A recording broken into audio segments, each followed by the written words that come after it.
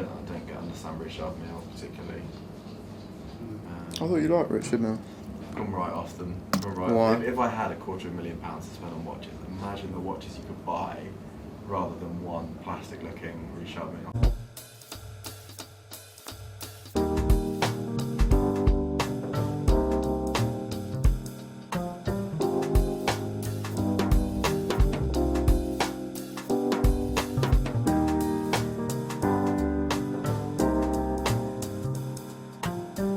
Hi there and welcome back to the Watch Talk channel. We're here back at Willem in Kensington, our favourite coffee house.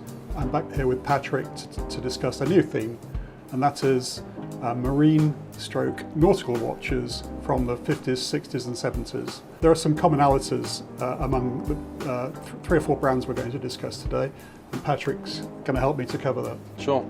So we'll start by sort of trying to define what we see as a nautical themed watch. Obviously, the first type of watch we tend to think of when thinking about the sea are dive watches, especially modern dive watches and how popular they are. Yeah. But we're not talking about watches with dive bezels or even specifications that would, make them good for use diving. We're talking about vintage watches. A lot of these are in precious metals that are altered slightly from the classic dress watch in that they've got a few features, physical features about them that make them slightly water resistant, slightly more durable, and more of an everyday watch in reflection of consumer trends changing and what they wanted from a watch. Yeah, so these fall somewhere in between the classic dress watch, a smart dress watch of the 50s, 60s and 70s, and the modern sports watch that we're so familiar with today. Sure.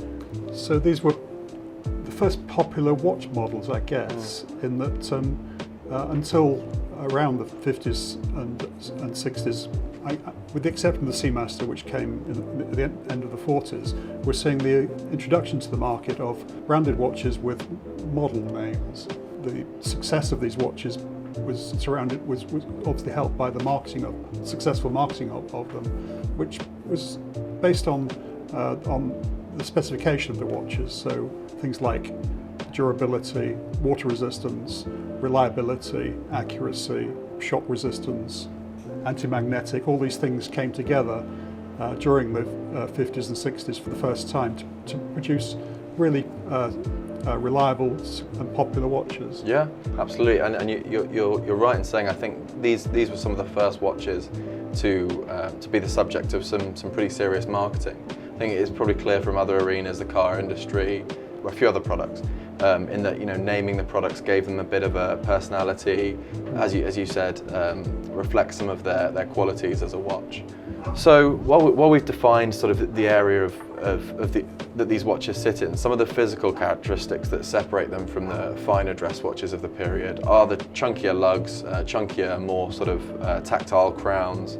We've got the addition of some date complications in some of these watches, larger indices, larger hands, more legible, sort of pushing towards that daily wear category. Yeah. So why don't we start with what for me I think conceived this whole sort of genre of daily wear dress watch, Yeah. possibly Omega with the Seamaster. The Seamaster's been one of Omega's most popular models for an awfully long time. In fact, it holds some records, I think, for being the longest continuously produced watch model, in that the Seamaster was first released in 1948. It's evolved from a semi-sports watch into a popular all-rounder. I think it's fair to say also that while a lot of watches from this period don't have particularly defining case shapes, when you see a vintage Seamaster with those big chunky lugs and the octagonal crown, as you mentioned, you know it's a Seamaster from the other side of the room. Yeah. And so let's get into this. This is my favourite Seamaster that you've got in the store at the moment. This rose gold example with a rose gold dial as well, I believe. Yeah, quite an impressive piece.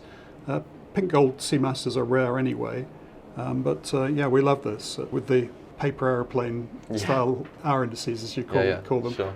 Yeah, well, I think also this strap in particularly really highlights the even these days, you could wear this with a casual shirt and a pair of jeans, and it would look great. You know, they're cuff friendly, as we've said. They'll slip under a cuff with formal wear, but equally the chunky case and the big indices and this beautiful strap makes this, you know, perfect daily wear watch, even these days. The Seamaster was a development of research and development, which was done during the Second World War, which the watch buying public benefited from.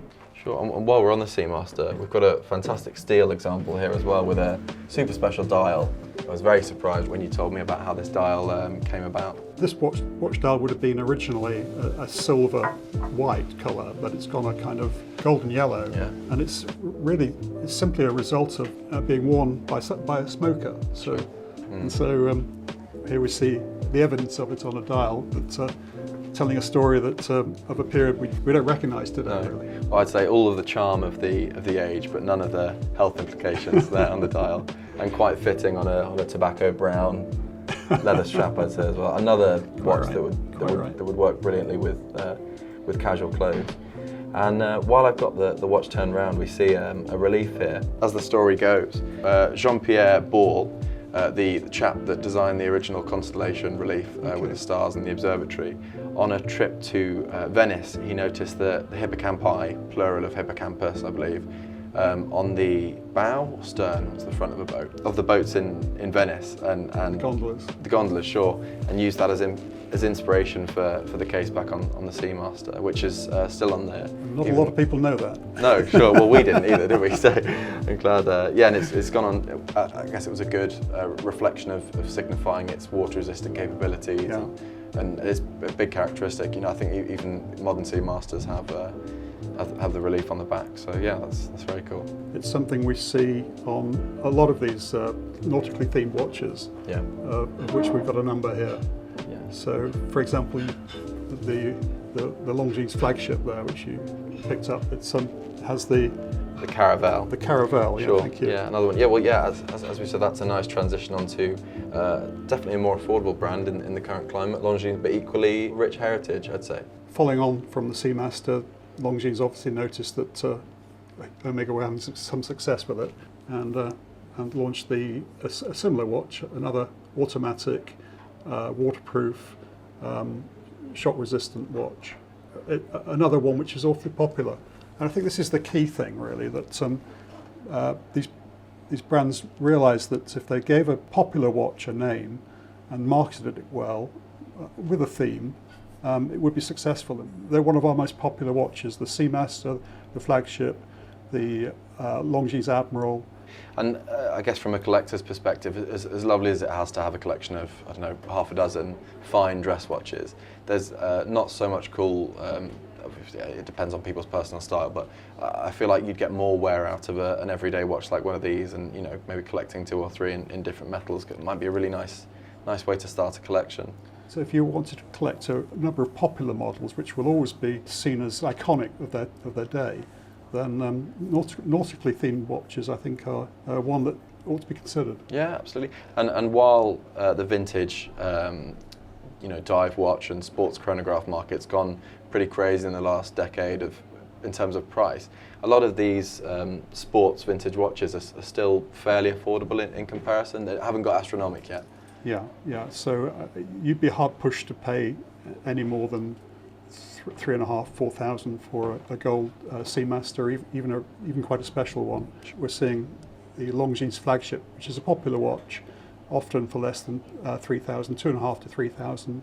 The Conquest, perhaps slightly more because it's a slightly rarer watch. Yeah. The Master Mariner comes in more often in rolled gold or gold plate, and they can be had for around £2,000 or closer to 3 or 3.5 for the rarer solid gold watch. Yeah.